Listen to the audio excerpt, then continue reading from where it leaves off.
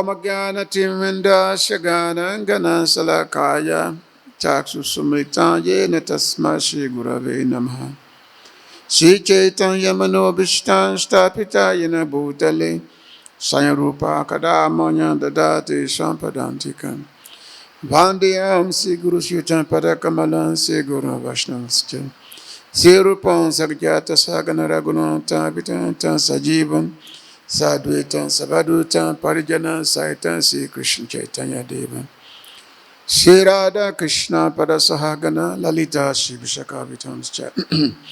He Kṛṣṇa Karuna Sindhu Dinabandhu Jagatpati Gopesha Gopika Kanta Radha Kanta Namastute Tapta Kanchana Gorange Radha Brindaneswari Vishabhanu Sute Devi Panamame Haripiyam Vanchakapatrubhyascha kripasundhibevacha patitanam pavanavebhyo vaishnavebhyo namo namo. Namo Vishnupadaya Krishna Pristaya Bhutale Srimate Bhaktivedanta Swamiti Namani.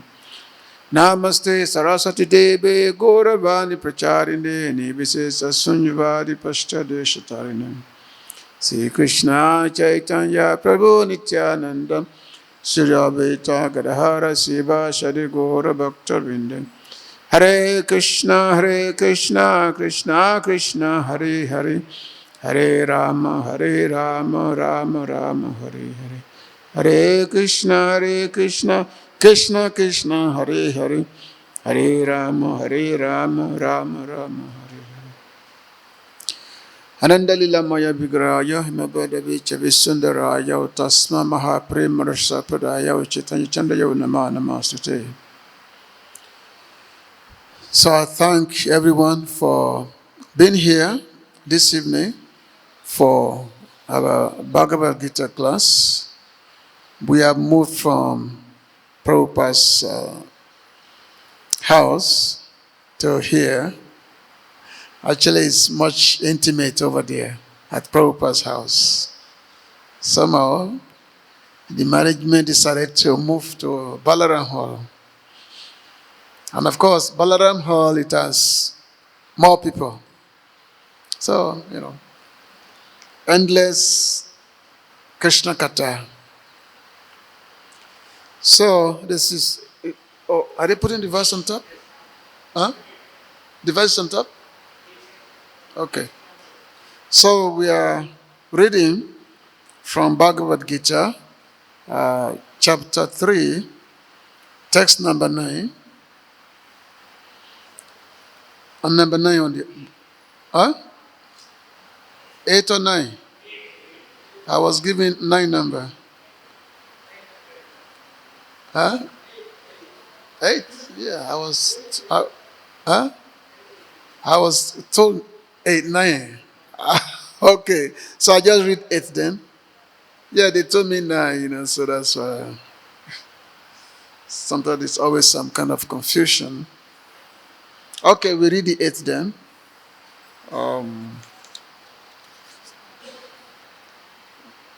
Niyataṁ kuru kama tvam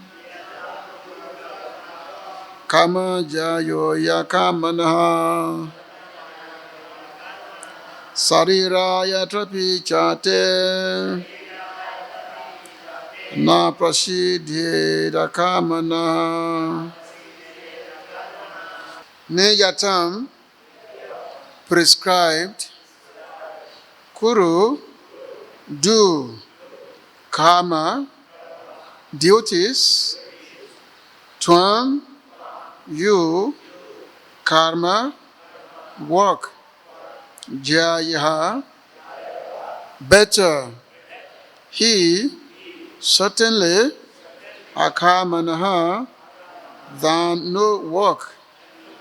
Śarīra, bodily. Yātrā, maintenance. Api, even. Cha, also. Te, your. Na, never. Prasidhyet, is effected. Akarmaṇaḥ, without work. Translation and purport by His Divine Grace, says Bhaktivedanta Swami Srila Prabhupada. Srila Prabhupada ki. Perform your prescribed duty, for doing so is better than not working. One cannot even maintain one's physical body without work. Purport. There are many pseudo meditators who misrepresent themselves as belonging to high parentage, and great professional men who falsely pose that they have sacrificed everything for the sake of advancement in spiritual life. Lord Kṛṣṇa did not want Arjuna to become a pretender. Rather, the Lord desired that Arjuna perform his prescribed duties as set forth for kṣatriyas.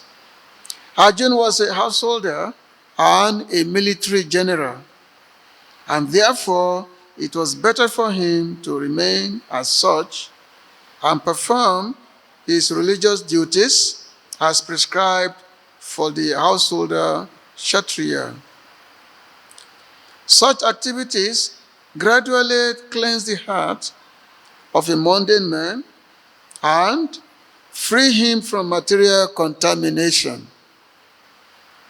So-called renunciation for the purpose of maintenance is never approved by the Lord nor by any religious scripture. After all, one has to maintain one's body and soul together by some work. Work should not be given up capriciously without purification of materialistic propensities. Anyone who is in the material world is certainly possessed of the impure propensity for lording it over material nature, or in other words, for sense gratification. Such polluted propensities have to be cleared.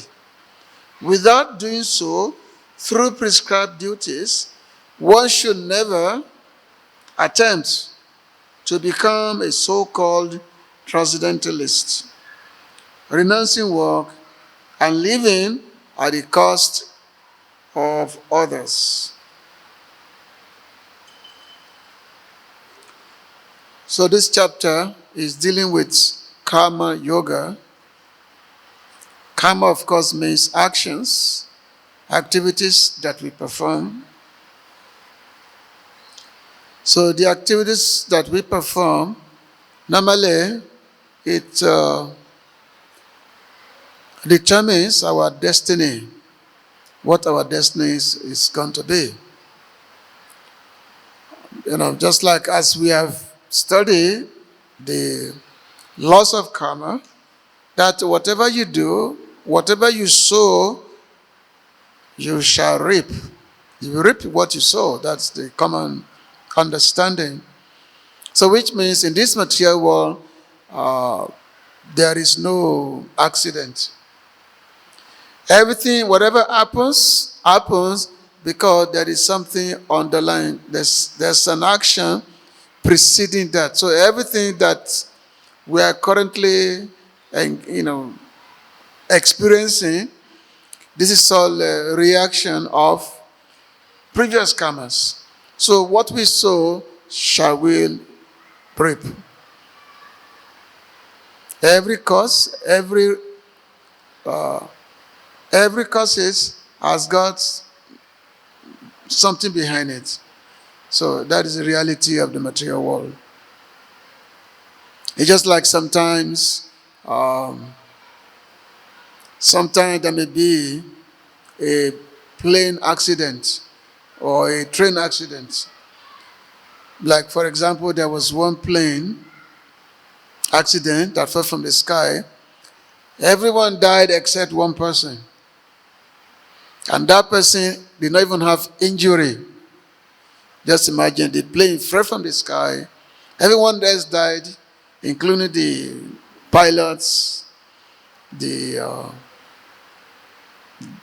everybody passengers, only one person survived it without injury. So, one will say, how come this person, only one person survived this accident and everybody else died? Are we ready to blame God for that? Then why is it that God saved this person and let everybody else die? So what kind of, God is that? God is not it's not a fair God. It's not a just God. He pick and choose. That's people's understanding, When bad things happen, we want to blame God for it. However, when good things happen to us, we don't give credit to God. We don't give credit to God. We say, maybe my own luck or my own actions, my own endeavors has brought about this, good situation for me. But the moment any bad things comes, we start blaming God. That, why me? Why me? Why this happened to me? This is, of course, this is all due to ignorance. Because of ignorance, which is the very foundation of material existence, the ignorance. So therefore, we just act whimsically based on the whatever reactions that comes to us. But karma is there. Whatever we do, we get the results. What we'll do? We do good, we get good results. And if we do bad, we get bad result. Just like there was one king, I think it was King Niriga. So this king, he had performed so many pious activities. Performed so many pious activities. He was very, very liberal in giving charity to the Brahmins. Every day, he would give cows, hundreds and thousands of cows to Brahmins. Every day. And then, one time, one of the cows, which he had given to many Brahmins, so one of the cows moved to the camp of another Brahmin that have received the cow. So the one who originally received the cow, he became angry, and he went to this other Brahmin who have received the cow. He said that, this is my cow. Why are you taking it?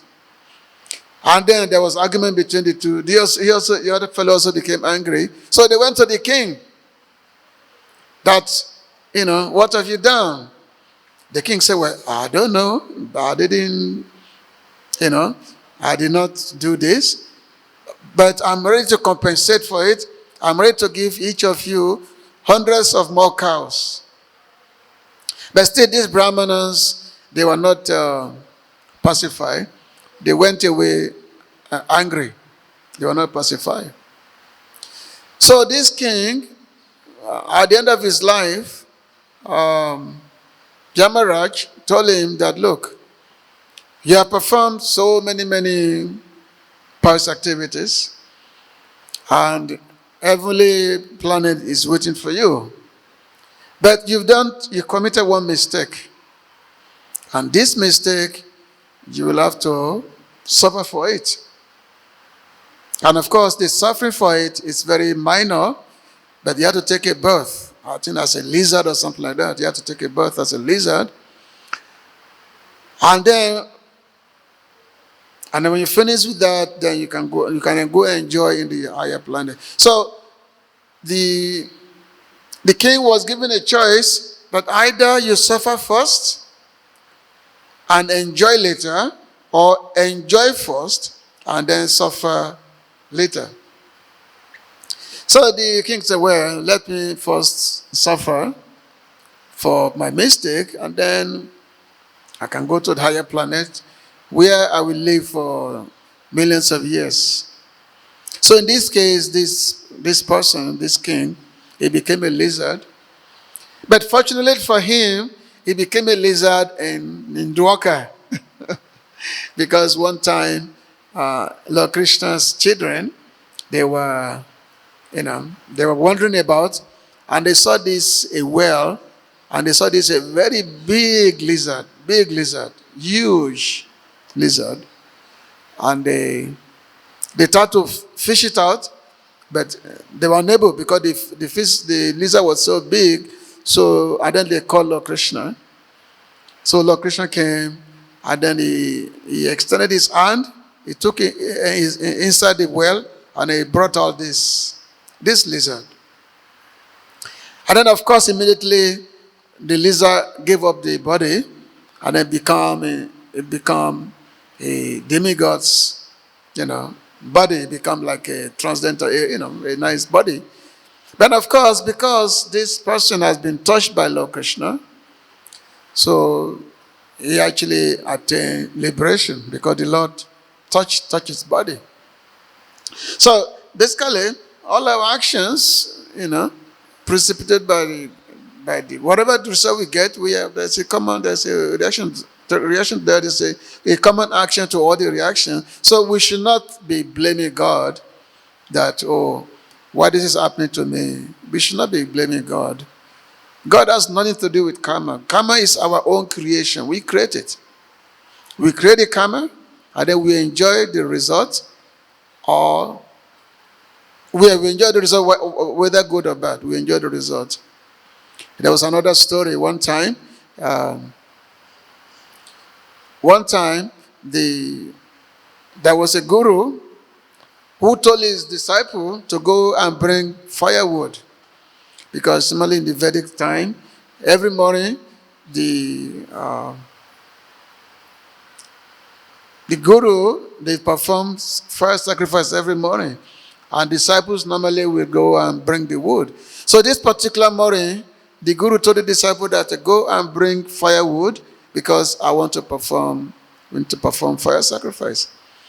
So disciple went. He went all over, and he came back without the wood.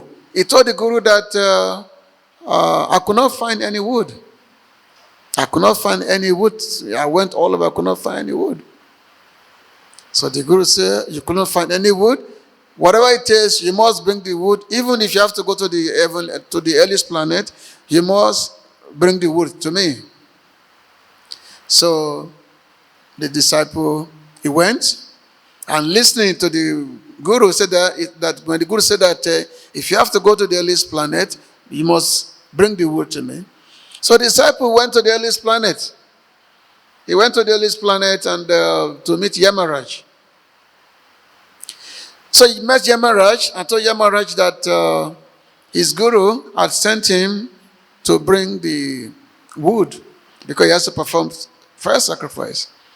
So therefore, I've come to you here because here you are busy burning people, so you must have a lot of wood here. So therefore, give me some wood so that I can take to my guru. So Yamaraj said that, what makes you think that we have wood here? We don't have wood here. So the disciple was surprised. He said, what do you mean you don't have wood here? How do you burn people who come here to the earliest planet? How do you burn them? So Yamaraj said, no, we don't have wood. Here, people when they are coming here, they bring with them their own wood with them. They bring the wood with them, and it's their own wood that we use that to burn them. That's what Yamaraj said. He said, no, we don't keep wood here. People bring wood themselves. So basically, Yamaraj is saying, essentially said that people are consumed by their own activities. People are consumed by their own activities. So we should start on that. So therefore, the law is saying here about the karma that yes, everyone has to perform their duty.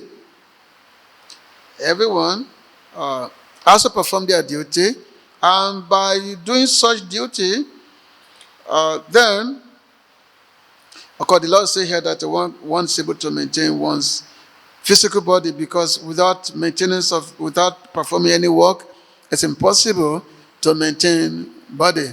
as Prabhupada mentioned in the Purport, that one should not unnecessarily undertake premature renunciation. Because sometimes when we find the world so everything is so difficult, so sometimes we cannot find the way out, and then we try to take to the path of renunciation, sannyas. So whimsical sannyas is never recommended. Just because everything is difficult, let's say you're a householder and you're having so much trouble with your wife, and you say, oh, okay, I'm just going to take sannyas. There, I'm just going to take sannyas there. That is whimsical. Many, many times in the beginning of our movement, many, in the early days, we find so many men, they took sannyas because they found the household life so difficult. So they took sannyas, even though they were very, very young. But it's our common knowledge that such sannyasis do not last. I will say 99% of such sannyasis, collapse. Because a sannyas is never meant to be done whimsically. As a matter of fact, according to the scriptures, who takes sannyas? The person who takes sannyas is a person who has developed attachment to Lord Kṛṣṇa. Who has developed attachment and is relishing, a relationship with the Lord.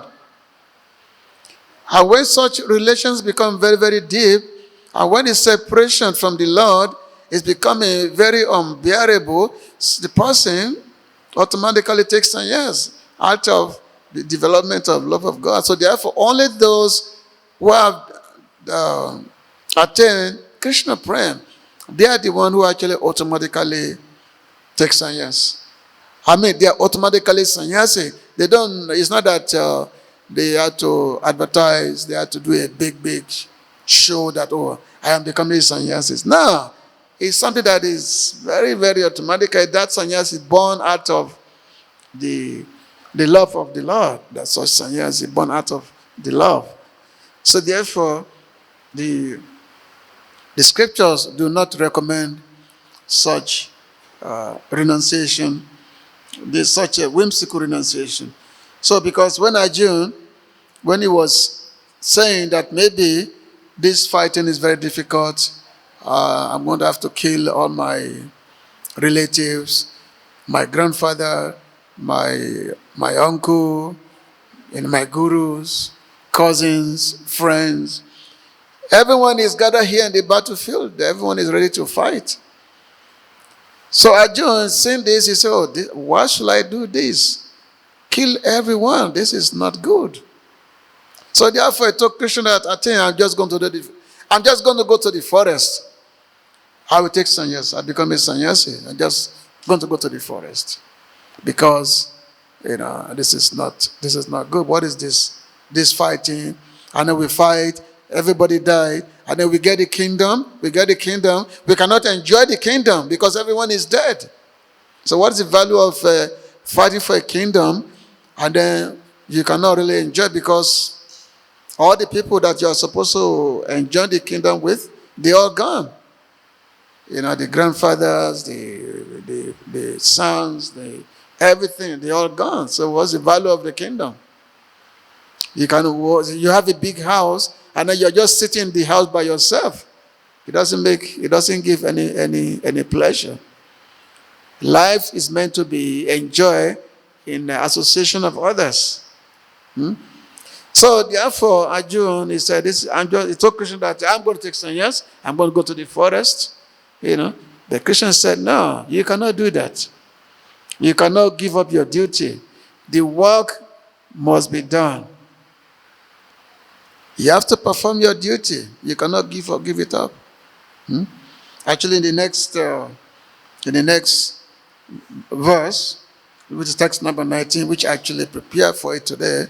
So Lord Kṛṣṇa told Arjuna, Jagannatha kamana yātrā, lokoyam kamabandhana, tadātam kamakunteya, mukta sangha samāchara, this is Lord Kṛṣṇa told Arjuna, is actually, which is much better, whereby how we can perform our actions and at the same time be very, very blissful out of performing our actions. And what is that bliss? Jagannatha Karmana, that yes, if we perform actions for the satisfaction of Vishnu, because he's Jaga. Jaga Vishnu is the Jaga, is the sacrifice. So if action is performed for his satisfaction, then, as the Lord says, it actually paved the way for liberation. Are you already translation? Work done as a sacrifice for Vishnu has to be performed. Otherwise, work causes bondage in the material world. Therefore, O son of Kunti, perform your prescribed duties for his satisfaction, and in that way, you will always remain free from bondage. So the Lord says, Anyatra lokoyan kamabandana. This is what the Lord says in this verse, that other activities that one may perform, it creates bondage in the material world. Which means if you want to perform activities that is not meant to please the Lord, then it creates bondage in the material world. And what is bondage? Bondage means the repetition of birth and death. It's a cycle. One birth after another birth. And in varieties of species of life. So therefore, the Lord said that you have to perform actions for the satisfaction of Vishnu. For the satisfaction of Kṛṣṇa, you have to perform the actions. If you do that, then there'll be no entanglement. There'll be no entanglement in the material world.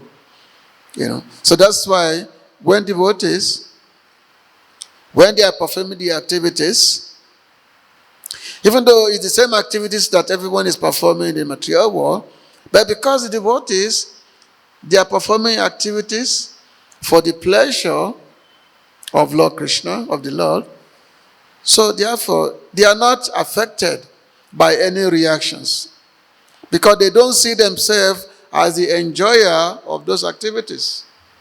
They don't see themselves as the enjoyer. Whereas everyone in the material world, everyone see themselves as the recipient of their particular activities. They see themselves as the recipient of the result of the activities.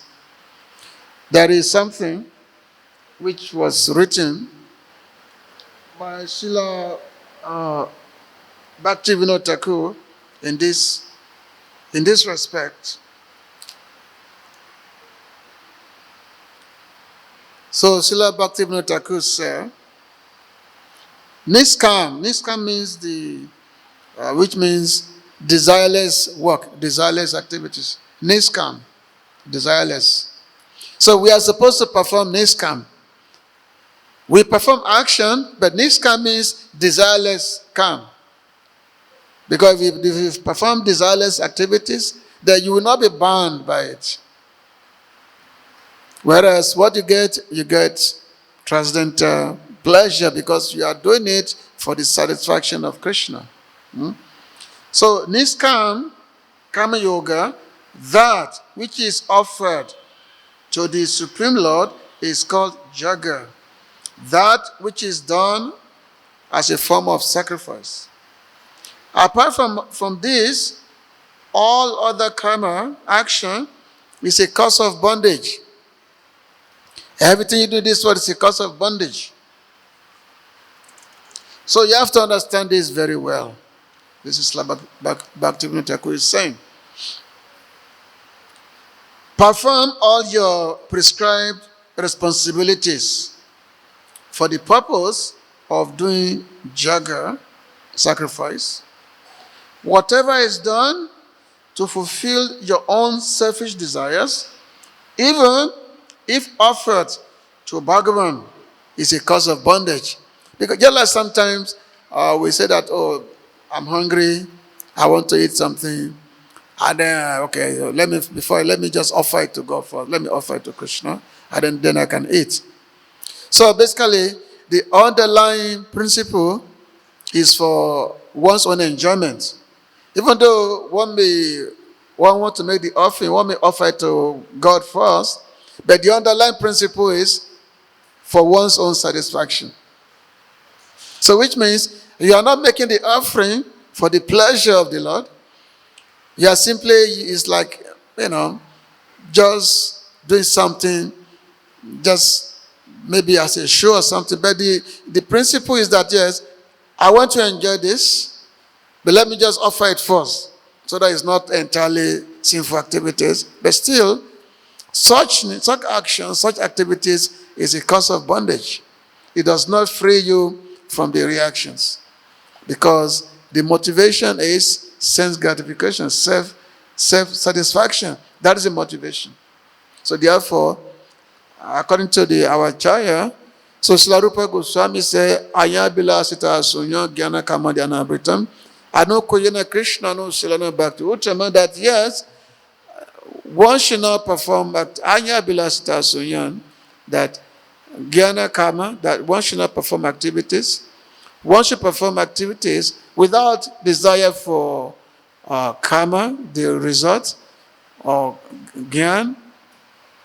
One should perform activities only for the sole purpose of satisfying Kṛṣṇa, for the sole purpose of satisfying the Lord. Anu kuyana Kṛṣṇa no, Kṛṣṇa no means what pleases Kṛṣṇa, what will make Kṛṣṇa happy. And this activities is called bhakti. Bhakti is those activities which are entirely meant for the sole purpose of satisfying the Lord, of giving pleasure to the Lord. This is desireless action. Now, it's whatever is done to fulfill your own selfish desires, even if offered to Bhagavan, is a cause of bondage. Be free from the desire to enjoy the fruit of action and offer the fruits of karma to him. So this type of karma is actually the practice, sadhana of bhakti yoga.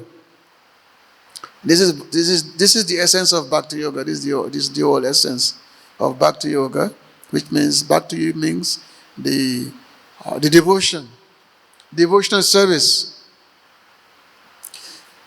So devotional service, it means, especially when the yoga is there, which means it brings one to God. It's a connection to God. That's what bhakti yoga means. And this is the whole what's been pointed out here. So throughout this chapter 3 and chapter 4 of the Bhagavad Gita, the Lord it talks very extensively about niskam yoga, niskam karma, which means the desireless actions. Desireless action. That yes, we have to perform actions, we have to perform activities, but those activities should be done without desire. Now, of course, when we say without desire, it means without our own personal desire, but our desire should be how to please Kṛṣṇa. Because we cannot be void. We are not preaching voidism. Nirvana. No desire, no nothing. Be empty, is it? So the Buddhists, they preach nirvana, emptiness. That yes, in order to be free from samsara, we have to become nothing. We have to become empty. Emptiness. Total empty. Because once you become empty, then you can become nothing. You become nothing. You become totally void.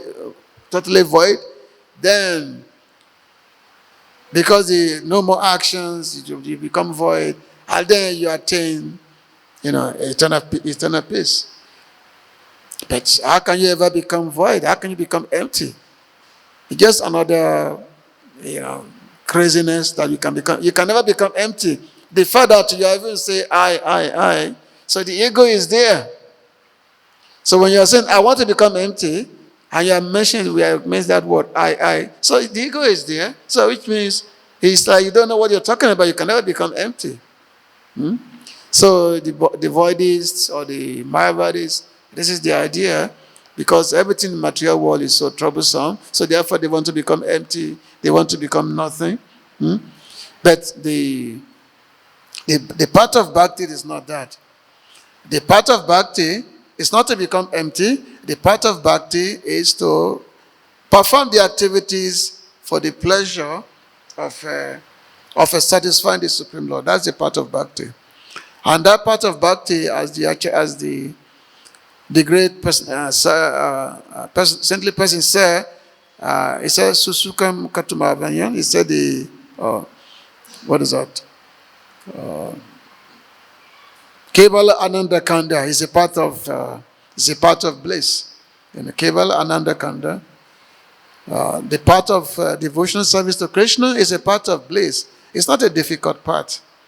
If we simply learn how to render all activities for the purpose of satisfying the Lord, then we become happy. The happiness is there. But of course, when we say become happy, it's not that we are seeking happiness. It's not that we are performing activities so that I can become happy. No. We are seeking happiness for Kṛṣṇa. We want Kṛṣṇa to enjoy. And by seeing to the happiness of Kṛṣṇa, automatically, the enjoyment comes to the performer. That comes, automatically. Because Kṛṣṇa enjoys himself only with his devotees. That's Kṛṣṇa. Kṛṣṇa is not a selfish God. He enjoyed himself only with his devotees, and he saw the enjoyment that devotees get is even greater than what Kṛṣṇa is getting. The bliss devotees relish when they tend to see the happiness of Kṛṣṇa, and especially when Kṛṣṇa is having his pastimes with the inhabitants of Vrindavan, like gopis, the gopas. So when the devotees, they tend to increase this happiness of Kṛṣṇa. And the more they do that, the more they themselves, they become very, very blissful, very, very happy.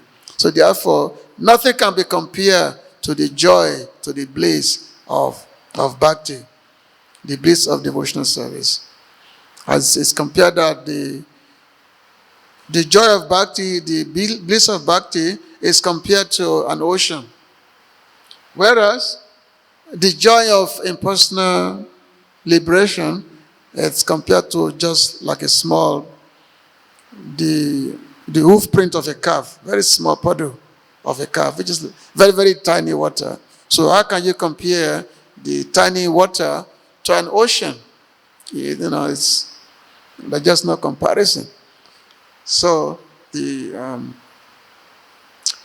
so this what is being pointed out here in these verses of the Gita, that yes, do not perform selfish actions, but perform selfless actions.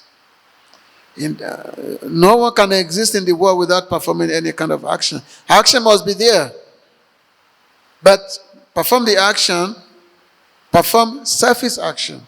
No, selfless action. And the selfless action is that action which is directed towards satisfaction of the Supreme Lord. That will give you liberation. Mukta Sangha Samachara. This is the last line of this ninth verse. So I'm going to stop here. If there's any question or comment, you can. Yeah, Hare Krishna.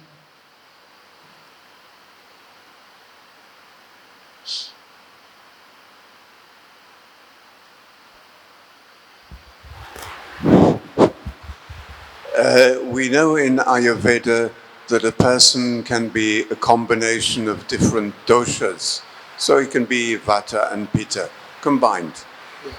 Suppose a person is a little bit of kṣatriya and vaishya, so a combination. Mm-hmm. What do you think his prescribed duties are? For the Ayurveda? No.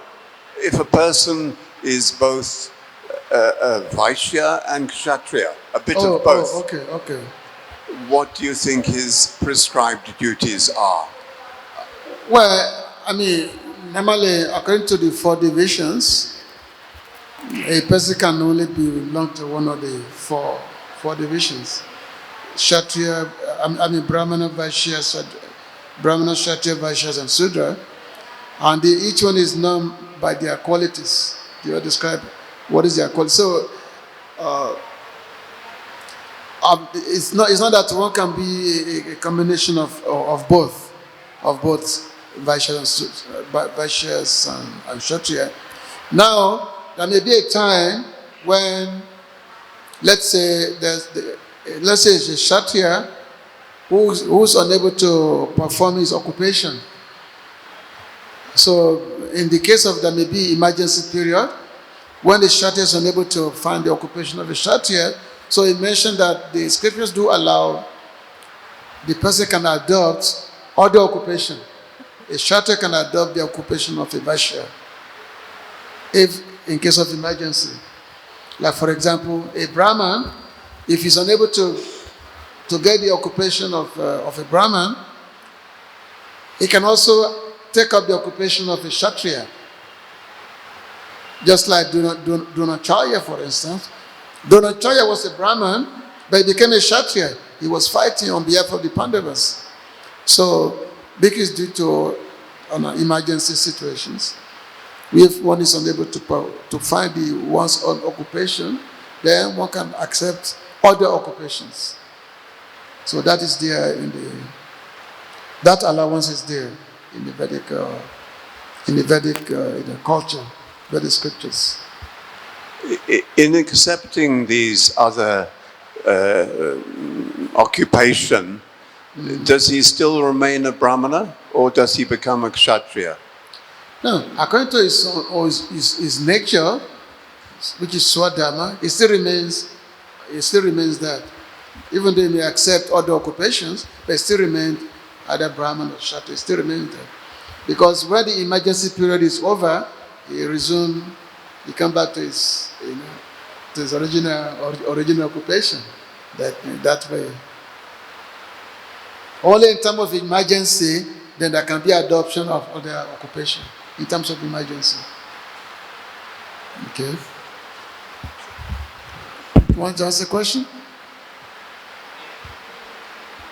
So can I ask then? Okay. Okay, so my question is, in Bhagavad Gita it is said that one can have the purification of himself by the process of doing his prescribed duties. But practically we see that in this real world, what is it? Is it the birth by which the person has been decided as a Brahmana, Kshatriya, Shudra or Vaishya, or is it his karmas by which he is decided? That is the number one question. And number two is how practical it is, because nowadays the person who is a Brahman is performing a duty of a Kshatriya. So it's all of a mixture of these things. So in that case, how the purification will take place? Normally, the quality is based by quality, not by birth. How one determines who is a Brahman or Kshatriyas or Vaishyas student is by quality, not by birth. Of course, nowadays everything is corrupted, whereby where people say, okay, I'm a Brahman because my family is a Brahmin, or I'm a Kshatriya, this is just like you're a doctor. Does that mean that your son automatically become a doctor? He must go to university, but whereas if you said someone that I'm a doctor, if they ask you that what is your qualification, say, oh, because my father is a doctor. So they're going to say that you are crazy. Nobody's going to trust their life onto you that way. So this is all due to artificial thing. So it's by qualification, not by birth. That's how the caste system is determined. But in the age of Kali, everything is completely upside down. And that's why there's so much problems in the world, so much confusion in the world. So, but Arjuna was Kshatriya by birth. Yes. So in Bhagavad Gita he also got trained also. So it is the birth and the karma, both are there. To be a Yes, Kshatriya. because by being birth in that particular family, one has a greater chance to be a Kshatriya. One has a greater chance to be a Kshatriya. It's his psychophysical nature which involves him into the work. For example, if he's a Brahman, so samo, damas, tapas, saucham is inbuilt into him. But as I said, you still have to take the training. The training must be there. If there's no training, then no one is going to accept you based on your birth. The training must be there. The Pandavas, the Kauravas, they all went to the school of the Guru, Dronacharya, who gave them extensive training. You know, so the training must be there. One cannot just say, okay, because I'm born in this particular family, so therefore I am that particular. No, the training must be there. Otherwise, it's just a disturbance in the society. It's just a disturbance in society. In the history of the world, there has been many, in the history of the Vedic culture, there has been many kings who had to reject their own children, their own sons, because they find that their son is not qualified to take that role of being a Kshatriya. I think the King Bharat was such a person. No, you see, with Maharaj Dushyanta, he accepted Bharat Maharaj as his son, even though he has many sons, but he found that his sons, they are not qualified to rule. And Bharat, who happened to be born of Shakuntala, and I think it was not Shakuntala, it was, I forgot his mother, but Bharat, he has such a great quality that Dushyanta Maharaj adopted him as his son, and he became the king. And then the whole of Bharatvarsa was named after him. So that yes, qualification must be there, not by birth. Thank you, Guru. Hare Krishna. So you wanted to ask a question? Yeah.